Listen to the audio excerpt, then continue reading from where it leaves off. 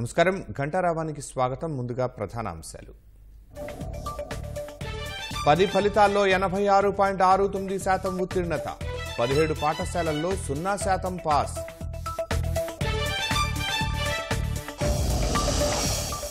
వైకాపా ప్రచారానికి జనం కరవు. మార్కాపురంలో డబ్బులు పంచి సమీకరణ.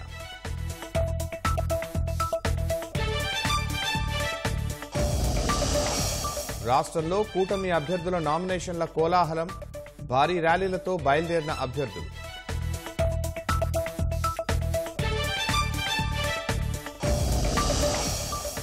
తెలుగుదేశంలోకి కొనసాగుతున్న వలసలు. వైకాపాను వీడి సైకిల్ ఎక్కుతున్న నేతలు.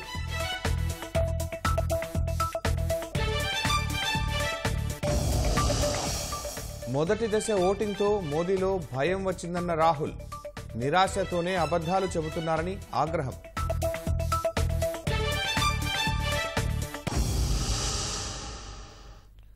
రాష్ట్రంలో 10వ తరగతి పరీక్ష ఫలితాలు విడుదలయ్యాయి. ఫలితాలను విద్యాశాఖ కమిషనర్ సురేష్ విడుదల చేశారు.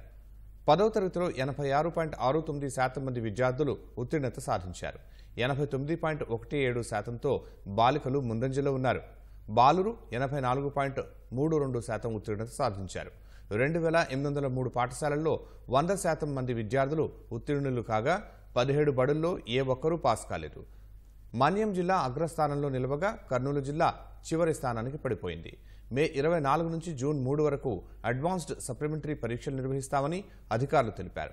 రేపటి నుంచి ఆన్లైన్లో రీకౌంటింగ్, రీవెరిఫికేషన్ దరఖాస్తులు స్వీకరిస్తామన్నారు. 10వ తరగతి పరీక్షలు మనకు మార్చ్ 18 నుంచి 30 వరకు కండక్ట్ చేయడం జరిగింది. మనకు ఈ academic year last working day is 23rd tomorrow. Before that we are able to publish the result. Regular students 6,16,615 మందిలో 86.69 పాస్ పర్సంటేజ్. 5,34,574 మంది ఈ పరీక్ష పాస్ అవడం జరిగింది. Boys pass percentage 84.32% and girls pass percentage 89.17%. అంటే గర్ల్స్ ఒక pass percentage boys pass percentage కంటే 4.85% hire ఉంది అన్నమాట. దీనిలో 2,803 స్కూల్స్లో 100% పాస్ సాధించడం కూడా జరిగింది. 17 స్కూల్స్ మాత్రమే 0% పాస్, అంటే ఒక స్టూడెంట్ కూడా పాస్ అవ్వకుండా కేవలం 17 స్కూల్స్ మాత్రమే ఉన్నాయి. Parvathipuram Manyam district highest pass percentage 96.37% పాస్తో ఫస్ట్ పొజిషన్లో ఉంది.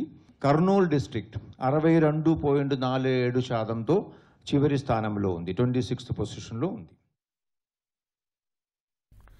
వైకాపా హయాంలో అదృశ్యమైన యువతుల ఆచూకీ కనుక్కుని వారి కుటుంబ సభ్యులకు అప్పగిస్తామని లోకేష్ హామీ ఇచ్చారు.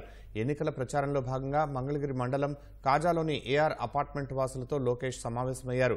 అపార్ట్మెంట్ వాసులు పలు సమస్యలను లోకేష్ దృష్టికి తీసుకొచ్చారు. తప్పుడు కేసులు పెట్టిన అధికారులపై న్యాయ విచారణ చేసి చర్యలు తీసుకుంటామని హెచ్చరించారు. రోజు మీరు చూస్తే ఎప్పుడు లేని విధంగా ఆంధ్ర రాష్ట్రంలో గంజాయి విపరీతంగా పెరిగిపోయిందమ్మా. గంజాయి విపరీతంగా పెరిగింది. దీని అన్నిటికీ కారణం వైకాపా పార్టీకి చెందిన ఒక వ్యక్తి. అతని పేరు మీరు అందరూ గుర్తుపెట్టుకోవాలి, అనంతబాబు. ఎత్తున ప్రోత్సహించి అక్కడి నుంచి ప్రాసెస్ చేసి ఈరోజు కేవలం మన ప్రాంతానికే కాదు చిత్తూరు జిల్లా వరకు కూడా గంజాయి తీసుకెళ్ళాడు. దానివల్ల ఒక తరం నాశనం అయ్యే పరిస్థితులు. గంజాయి వల్లనే అనేక ఇబ్బందులు కుటుంబాలు ఎదుర్కొంటున్నాయి. జనసేన పార్టీ అధ్యక్షుల వారు పవన్ అన్న చాలా స్పష్టంగా చెప్పారు. 30,000 మంది మహిళలు కనిపించట్లేదని కేంద్ర ప్రభుత్వం నివేదిక ఇచ్చిందని కూడా పవన్ అన్న చాలా స్పష్టంగా చెప్పారు. మనలో చైతన్యం తీసుకొచ్చారు. అది మన ప్రభుత్వ అధికారంలో వచ్చిన వెంటనే దానిపైన స్పెషల్ ఎంక్వైరీ చేస్తాం. ఏం జరిగిందో కూడా తేల్చుతాం. వాళ్ళు మళ్ళీ తిరిగి వాళ్ళ కుటుంబాలకి చేర్చే బాధ్యత కూడా మన ప్రభుత్వం తీసుకుంటుంది. అమ్మా గంజాయి కాదమ్మా, కల్తీ మద్యం కూడా విపరీతంగా ఎక్కువైంది. మద్యం వల్ల కుటుంబాలే నాశనం అవుతున్నాయి. సో మద్య నియంత్రణ కూడా చేయాల్సిన అవసరం ప్రత్యేకించదు. రాష్ట్రంలో నామినేషన్ల పర్వం కోలాహలంగా సాగుతోంది. నెల్లూరు ఎమ్మెల్యే అభ్యర్థిగా మాజీ మంత్రి నారాయణ నామినేషన్ వేసేందుకు ర్యాలీగా వెళ్లారు. ముందుగా నారాయణ దంపతులు కుమార్తెలు పూజలు చేశారు. మూలాపేట సెంటర్ నుంచి ఎస్పీ కార్యాలయం వరకు భారీ ర్యాలీ నిర్వహించారు. ర్యాలీలో కూటమి నాయకులు కార్యకర్తలు పెద్ద ఎత్తున పాల్గొన్నారు.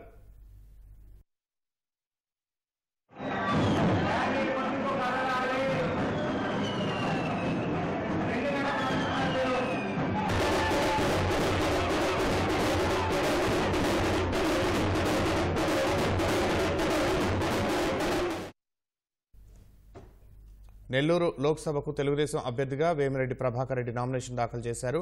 నామినేషన్ కార్యక్రమంలో వేమిరెడ్డి ప్రభాకర్ రెడ్డితో పాటు ఆయన భార్య కోవూరు అసెంబ్లీ అభ్యర్థి ప్రశాంత్ రెడ్డి, తెదేపా జిల్లా అధ్యక్షుడు అబ్దుల్ అజీజ్, డిప్యూటీ మేయర్ రూప్ కుమార్ యాదవ్ పాల్గొన్నారు.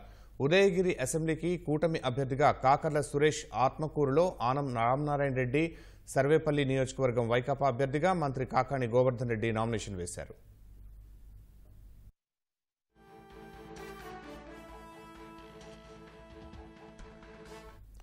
ఎన్టీఆర్ జిల్లా నందిగామలో కూటమి అభ్యర్థిగా తంగిరాల సౌమ్య భారీ ర్యాలీతో నామినేషన్ దాఖలు చేశారు. ఎన్నికల అధికారికి నామపత్రాలు అందజేశారు. నామినేషన్ వేసేందుకు స్థానిక తెలుగుదేశం పార్టీ కార్యాలయం నుంచి తంగిరాల సౌమ్య ర్యాలీగా బయలుదేరారు.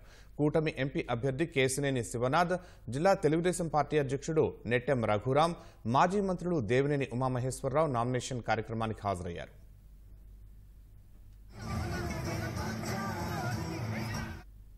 అవనిగడ్డ అసెంబ్లీ కూటమి అభ్యర్థిగా మండలి బుద్ధప్రసాద్ నామినేషన్ దాఖలు చేయనున్నారు. ముందుగా మండలి పరిధిలోని కొత్తపేట రోడ్లోని శ్రీ షిరిడి సాయి మందిరంలో పూజలు నిర్వహించారు. అనంతరం ర్యాలీగా నామినేషన్ వేసేందుకు వెళ్లారు. రాష్ట్రంలో నామినేషన్ల కోలాహలం నెలకొంది. గుంటూరు లోక్సభ తెదేపా అభ్యర్థిగా పెమ్మసాని చంద్రశేఖర్ నామినేషన్ వేసేందుకు ర్యాలీగా వెళ్తున్నారు. బృందావన్ గార్డెన్స్లోని తన కార్యాలయంలో మొదటగా ఆయన పూజలు నిర్వహించారు. అనంతరం ర్యాలీగా గొజ్జనగుండ్ల కూడలికి చేరుకున్నారు. గుంటూరు పశ్చిమ తెదేపా అభ్యర్థి పిడుగురాళ్ల మాధవి బృందావన్ గార్డెన్స్లోని వెంకటేశ్వర స్వామి ఆలయంలో పూజలు చేశారు. ఆ తర్వాత పెమ్మసాని చంద్రశేఖర్తో కలిసి ర్యాలీ చేపట్టారు. ర్యాలీలో తెదేపా కార్యకర్తలు భారీగా పాల్గొన్నారు. ఎటు చూసినా పసుపు దండు సందడి కనిపిస్తోంది. అడుగడుగునా భారీ గజమాలలతో ర్యాలీకి స్వాగతం పలుకుతున్నారు. మేళతాళాలు, ప్రత్యేక వేషధారణలు, డీజే సౌండ్ సిస్టమ్స్తో ర్యాలీని తెదేపా శ్రేణులు హోరెత్తిస్తున్నాయి. పెమ్మసాని చంద్రశేఖర్ జిల్లా కలెక్టర్ కార్యాలయంలో నామినేషన్లు అందజేయనున్నారు. గుంటూరు పశ్చిమ అభ్యర్థి పిడుగురాళ్ల మాధవి నగరపాలక సంస్థ కార్యాలయంలో నామినేషన్ వేయనున్నారు.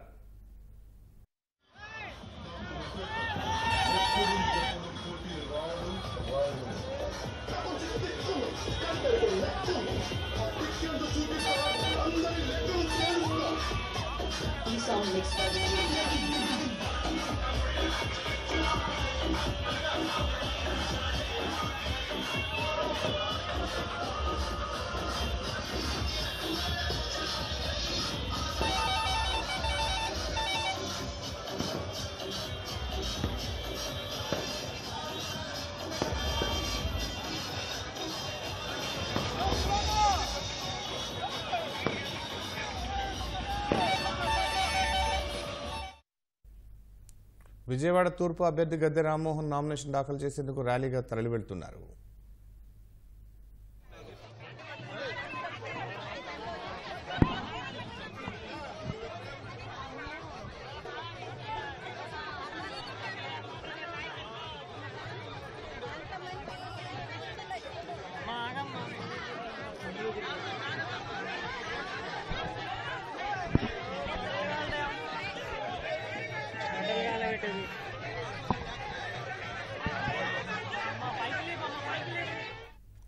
ఎన్టీఆర్ జిల్లా మైలవరం తెదేపా అభ్యర్థిగా నామినేషన్ వేసేందుకు వసంతకృష్ణ ప్రసాద్ ర్యాలీగా వెళుతున్నారు. ఇబ్రహీంపట్నం రింగ్ రోడ్ నుంచి కొండపల్లి మీదుగా మైలవరం వరకు ర్యాలీ సాగనుంది.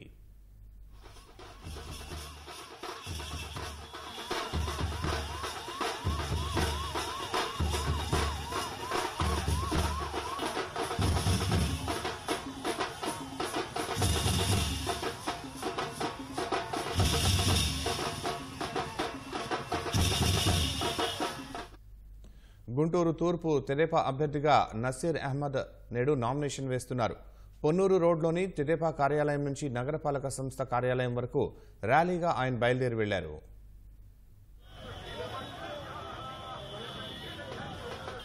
పల్నాడు జిల్లా సత్తెనపల్లి తెదేపా అభ్యర్థిగా కన్నా లక్ష్మీనారాయణ నామినేషన్ వేయబోతున్నారు. నామినేషన్ కార్యక్రమానికి తెదేపా నాయకులు, కార్యకర్తలు భారీగా తరలివచ్చారు.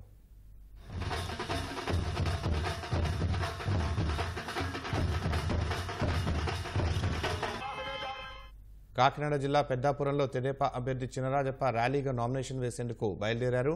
వరుసగా మూడోసారి తెదేపా అభ్యర్థిగా చినరాజప్ప నామినేషన్ వేస్తున్నారు.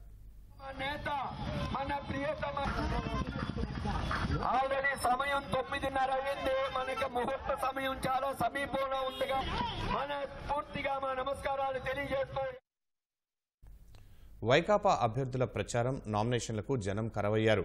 డబ్బులిచ్చి మరీ జనాలను సమీకరిస్తున్నారు. ప్రకాశం జిల్లా మార్కాపురం వైకాపా అభ్యర్థి అన్న రాంబాబు నామినేషన్ ర్యాలీకి రావాలంటూ ఒక్కొక్కరికి 500 చొప్పున పంపిణీ చేసిన వీడియోలు సామాజిక మాధ్యమాల్లో వైరల్గా మారాయి. ఇలా బహిరంగంగా డబ్బులు పంపిణీ చేయడంపై స్థానికులు అసహనం వ్యక్తం చేస్తున్నారు. 7వ వార్డు కౌన్సిలర్ కొత్త కృష్ణ స్వయంగా డబ్బులు పంపిణీ చేస్తున్నారు.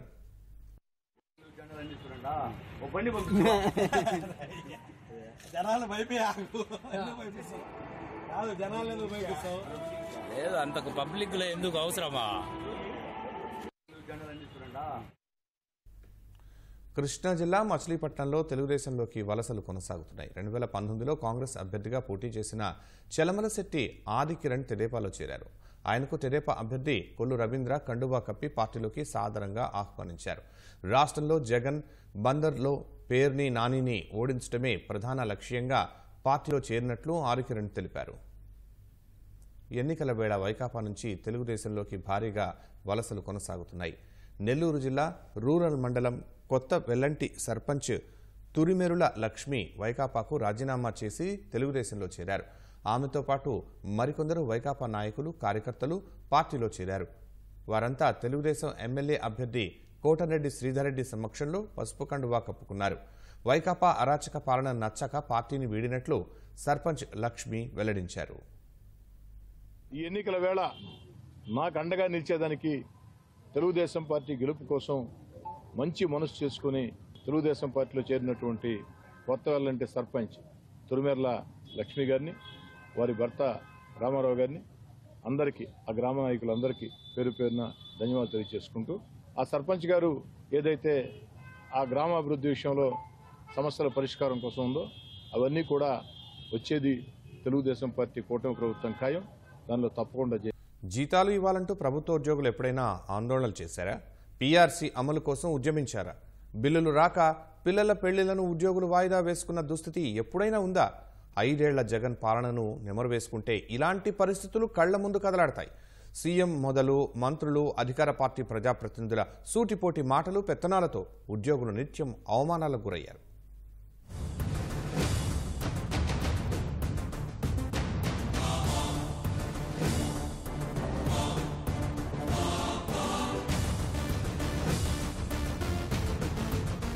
ప్రభుత్వ ఉద్యోగులకు కాళ్లు పట్టుకునే నేర్పు ఉండాలి.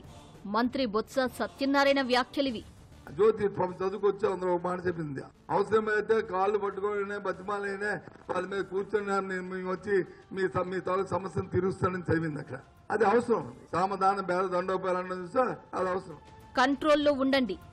ఏపీఎన్జీఓ సంఘం నాయకుడికి ఫోన్లో ప్రభుత్వ సలహాదారు సజ్జల రామకృష్ణారెడ్డి బెదిరింపులు. నిధుల్ని 90% ప్రజలకు పంచాలా లేక ఉద్యోగులకు ఇవ్వాలా అంటూ అవహేళనగా ఆర్థిక మంత్రి బుగ్గన రాజేంద్రనాథ్ రెడ్డి ప్రశ్నలు. ఎంప్లాయీస్ ఫ్రెండ్లీ ప్రభుత్వమని చెప్పుకునే వైకాపా పాలనలో ఉద్యోగులకు నిత్యకృత్యంగా జరిగిన అవమానాలు ఎన్నెన్నో.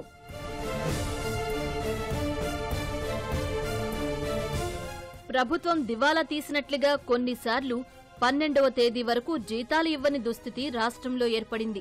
జీతాలు ఇప్పించండి మహాప్రభో అంటూ రెగ్యులర్ ప్రభుత్వ ఉద్యోగులు వేడుకునే దుస్థితి తెలుగు రాష్ట్రాల్లో ఎప్పుడూ లేదు. జీతాలు ఇప్పించేందుకు చట్టం చేయాలంటూ ఉద్యోగుల సంఘం ఏకంగా గవర్నర్కు వినతిపత్రం సమర్పించింది. ప్రభుత్వ పరువు పోవడంతో ఆ వినతిపత్రం ఇచ్చిన నాయకుణ్ణి జగన్ సర్కారు తీవ్ర వేధింపులకు గురిచేసింది. ప్రభుత్వానికి అప్పు పుట్టిందా, ఈ నెల మనకు జీతం అందుతుందా అంటూ సామాజిక మాధ్యమాల్లో ఉద్యోగులు చర్చలు పెట్టుకునే పరిస్థితి. ఇక పెన్షనర్ల పరిస్థితి అయితే వర్ణనాతీతం. పెన్షన్లు ఆలస్యంగా ఇవ్వడంతో మందులు కొనుక్కోవడానికి పండుటాకులు అల్లాడిపోయారు. పొరుగు సేవలు, ఒప్పంద ఉద్యోగుల బాధలు చెప్పనక్కర్లేదు. 3 నెలలుగా జీతాల్లేక దసరా పండుగకు పస్తులుండాల్సిన పరిస్థితిలో పిల్లల డిబ్బీ పగులుగొట్టి డబ్బులు వాడుకున్నామని ఓ సమగ్ర శిక్ష అభియాన్ ఉద్యోగి సామాజిక మాధ్యమాల్లో వీడియో పోస్ట్ చేయడం వైరల్ అయింది. SSA పథకానికి కేంద్రమే 60% నిధులిస్తున్నా వాటిని ఇతర అవసరాలకు మళ్లించిన జగన్ సర్కార్ ఉద్యోగులకు జీతాలివ్వకుండా ముప్పు తిప్పలు పెట్టింది. సాంఘిక సంక్షేమ గురుకులాల్లో పనిచేస్తున్న సిబ్బందికి 2 నెలలుగా, డీ అడిక్షన్ కేంద్రాల్లో పనిచేస్తున్న సిబ్బందికి 9 నెలలుగా జీతాల్లేవు.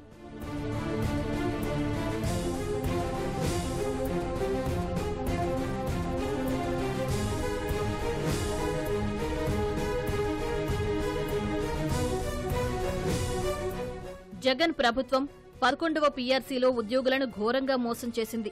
మధ్యంతర భృతి IR 27% ఇచ్చిన వైకాపా సర్కార్ ఫిట్మెంట్ మాత్రం 23% ఇచ్చింది. PRC చరిత్రలో ఫిట్మెంట్ తక్కువ ఇవ్వడం జగన్ హయాంలోనే జరిగింది. ఇంటి అద్దె భత్యాన్ని ఈ సర్కార్ తెగ్గోసింది. సచివాలయ ఉద్యోగులకు తెలుగుదేశం ప్రభుత్వంలో 30% HRA, జగన్ వచ్చాక 24%కి తగ్గించారు. జిల్లా కేంద్రాల్లో గతంలో 20% HRA ఉండగా 16%కి కుదించేశారు. PRC సిఫార్సు చేసిన పే స్కేళ్లను పూర్తి స్థాయిలో అమలు చేయకుండానే 12వ PRC కమిషన్ వేశారు. ఇంతవరకు ఆ కమిషన్ ఎలాంటి కార్యకలాపాలు చేపట్టలేదు. నిబంధనల ప్రకారం 2023 జులై నుంచి కొత్త PRC అమలు కావాలి. PRC నివేదిక వచ్చేలోపు ఆలస్యమవుతుందని ప్రతిసారి IR ఇస్తారు. ఈసారి మధ్యంతర భృతికి కూడా జగన్ సర్కార్ మంగళం పాడేసింది.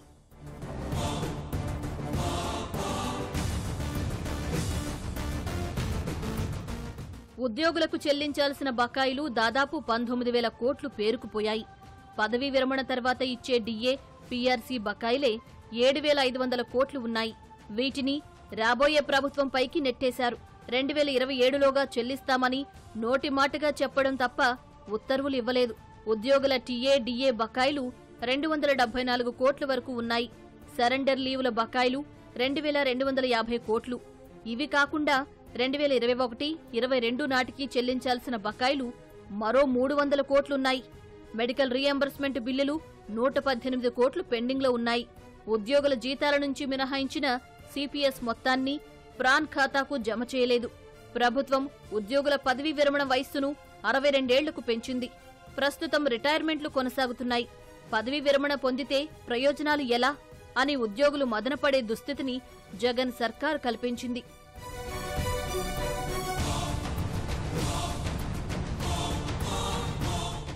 ఉద్యోగుల సమస్యలపై సంఘాల నాయకులను చర్చలకు పిలిపించడం, ఏమీ తేల్చకుండా పంపించివేయడం జగన్ పాలనలో జరిగిన తంతు. 2019 ఎన్నికల ముందు ఉద్యోగులపై ప్రేమ కురిపించిన జగన్ అధికారంలోకొచ్చాక వారిని దగ్గరకు కూడా రానివ్వలేదు. సర్వం సలహాదారుడు సజ్జలనే అనేట్లు తయారు చేశారు. 11వ PRC కమిషన్ నివేదిక కోసం ఉద్యోగులు సచివాలయంలో నిరసన చేయాల్సి వచ్చింది. ప్రభుత్వం దిగిరాకపోవడంతో 2022 ఫిబ్రవరి 3న ఉద్యోగులు చేపట్టిన గర్జన జగన్కు ముచ్చెమటలు పట్టించింది. నిర్బంధాల్ని ఛేదించి ఉద్యోగులు, ఉపాధ్యాయులు బెజవాడకు వెల్లువెత్తి వచ్చారు.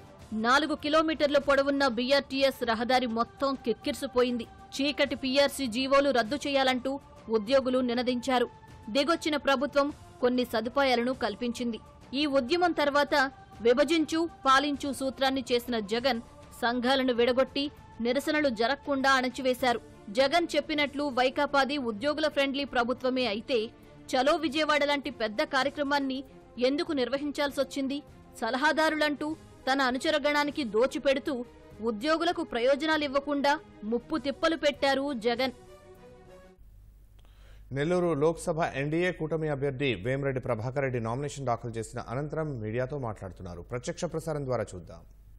ఎమ్మెల్యేలు అందరూ 10 మంది ఇంక్లూడింగ్ కందుకూరు అందరిని కూడా గెలిపించాలని కోరుకుంటున్నాను. ఏం చెప్తాడు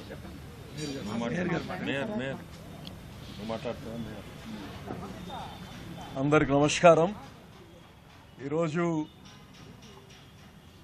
ఎంపీ గారు నామినేషన్ వేయడం జరిగింది. వేమిరెడ్డి ప్రభాకర్ రెడ్డి గారు నిరాడంబరంగా ఆయన వస్తేనే నెల్లూరు జిల్లా ప్రజలు వచ్చినంత అనిపిస్తుంది.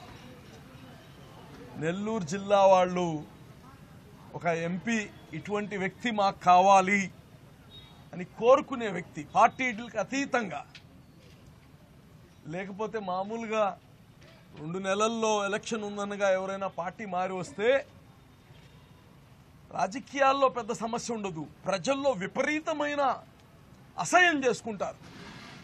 అయితే ఈరోజు జిల్లాలో ఎక్కడ పోయినా ప్రభాకర్ రెడ్డి గారు అభ్యర్థి అని చెప్పిన తర్వాత ఎక్కడ లేని సంతోషం, ఆనందం తెలుగుదేశం కానీ తెలుగుదేశం కేడర్కి కానీ ఎక్కడ లేని ఒక ధైర్యం వచ్చింది.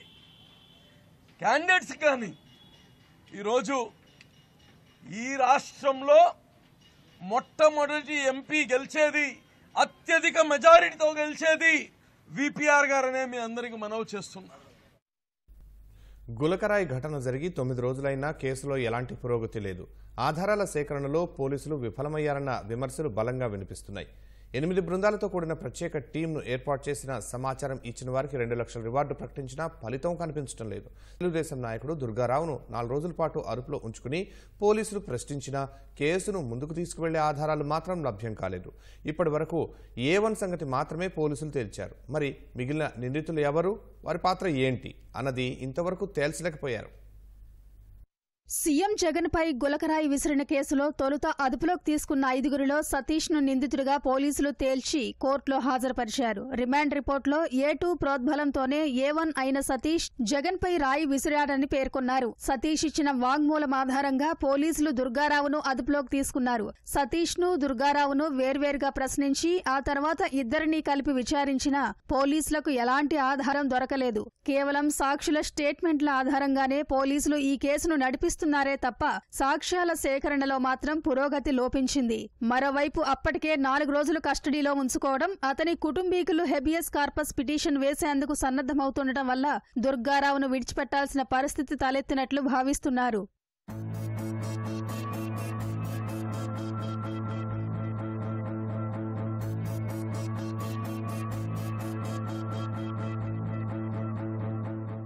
గులకరాయి కేసులో A2గా దుర్గారావును చేరుస్తున్నట్లు పోలీసులు లీకులిచ్చి చివరకు ఆధారాలు దొరక్క వదిలేశారు. మరి ఈ కేసులో A2 ఎవరిని చేరుస్తారు, వారి పాత్రను ఎలా నిర్ధారిస్తారు అన్నది తేలాల్సి ఉంది. దానితో పాటు అసలు పోలీసులు ఈ కేసును ఎలా ముందుకు తీసుకెళ్తారు, తాము లక్ష్యంగా చేసుకున్న వారికి వ్యతిరేకంగా ఆధారాలు సేకరించగలరా అనేది ఇప్పట్లో తేలేలా కనిపించడం లేదు. ఘటన జరిగిన సమయంలో ప్రత్యక్ష సాక్షులు ఎవరూ లేకపోవడం ప్రధాన కారణం. దీనికి తోడు కీలక ఆధారాల సేకరణలో పోలీసుల వైఫల్యం కేసు పురోగతికి ప్రధాన అడ్డంకిగా మారింది. పోలీసులు తనని విడిచిపెట్టే సమయంలో ఖాళీ కాగితాలపై సంతకాలు తీసుకున్నట్లు దుర్గారావు చెప్పారు. సిఆర్పీసీ నోటీసు ఇచ్చి ఎప్పుడు పిలిస్తే అప్పుడు విచారణకు రావాలని ఆదేశించినట్టు తెలిపారు.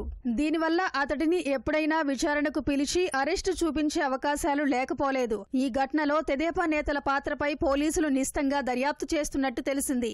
ఈ ప్రయత్నంలో ఎవరో ఒకరిని ఇరికించే అవకాశం ఉందన్న అనుమానాలు వ్యక్తమవుతున్నాయి. తానే జగన్ పైకి రాయి విసిరానని ఒప్పుకున్న సతీష్ స్టేట్మెంట్ ను ఇవాళ మెజిస్ట్రేట్ ఎదుట పోలీసులు నమోదు చేయించనున్నారు. అయితే వారి అదుపులో ఉన్న సమయంలో ఇచ్చిన నేర అంగీకార పత్రంలో చెప్పిన దానికి భిన్నంగా తనను బెదిరించి ఒప్పించారని సతీష్ చెబితే పోలీసులకు ఇబ్బందికరంగా మారే అవకాశం ఉంది.